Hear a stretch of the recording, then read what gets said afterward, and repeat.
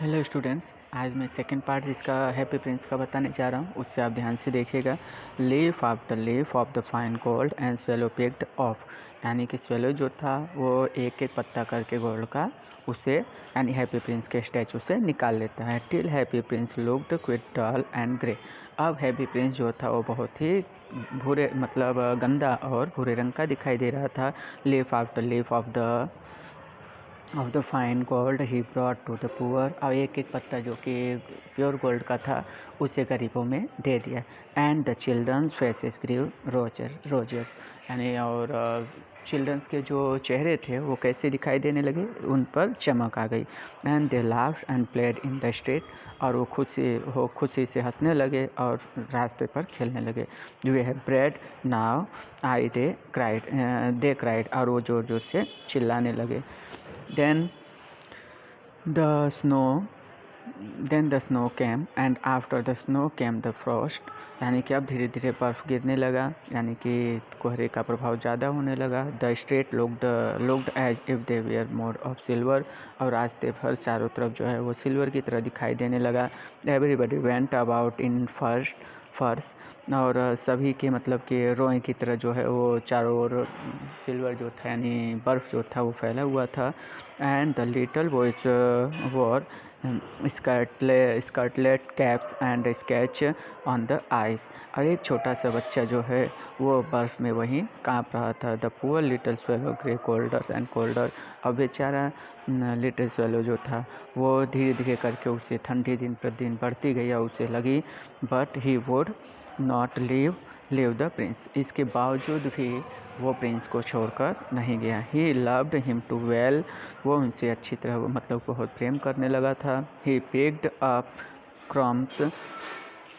crumbs outside the baker's door when the baker was not looking, and tried to keep himself square by flapping his wings, और वो जाकर के bakers के door की ओर जाने लगा, लेकिन वहाँ पर वो फ्लैपिंग नहीं कर सका।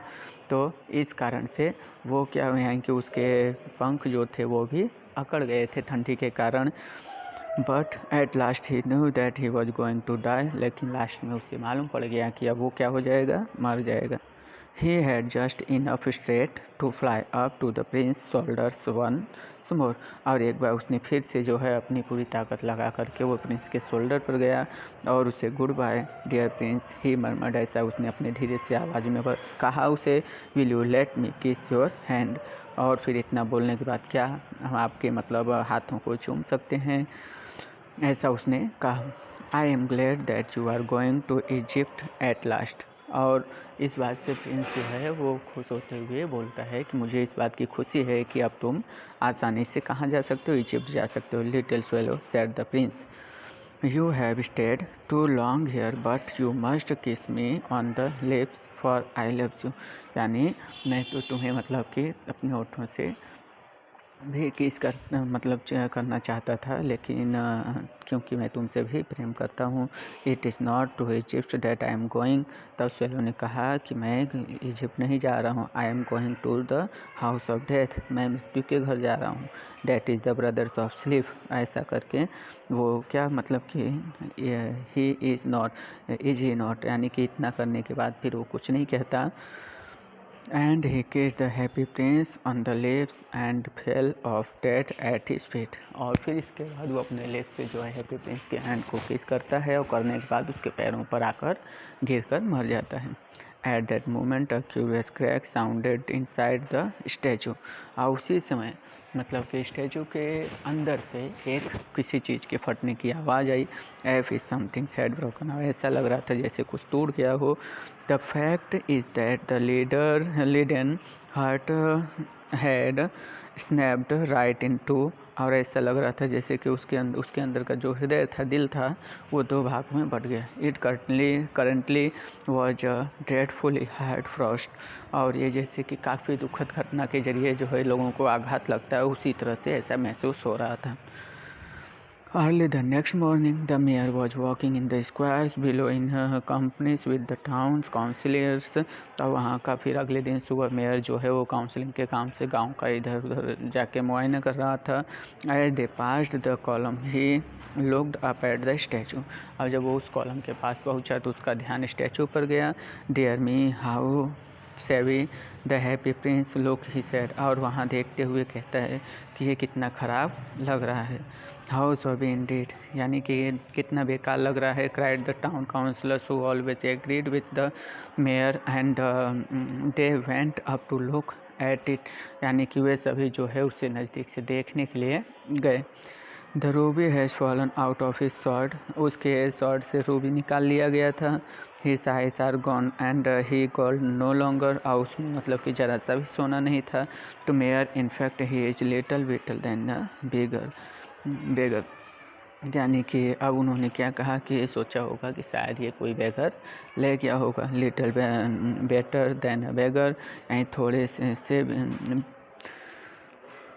सैड द टाउन काउंसिल ने कहा कि इस तरह का होना मतलब क्या है, यानी कि बहुत बड़ी बात है. And here is actually a dead bird at his feet, और उन्होंने कहा कि देखो यहाँ पर एक डेड बर्ड भी पड़ा हुआ है. कंटिन्यूड द मेयर, ऐसा मेयर ने लगातार बोला. We must really issue the proclamations, the dead birds are not to be allowed to die here, इस बर्ड को यहाँ नहीं मरना चाहिए था. And the town clerk made a note this suggestion, यानी कि टाउन क्लर्क ने भी उन्हें इस बात पर सजेस्टेड किया.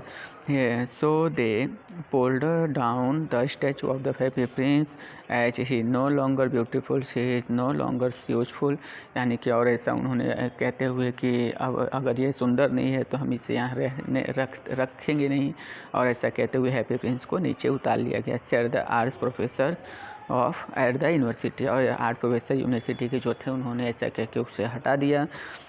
Then they melted the statue in a furnace. What a strange thing, said the overseers of the workmen at the foundries. This broken lead heart will not melt in the furnace. We must throw it away. So they threw it on the dust heap where the dead swallows was also lying.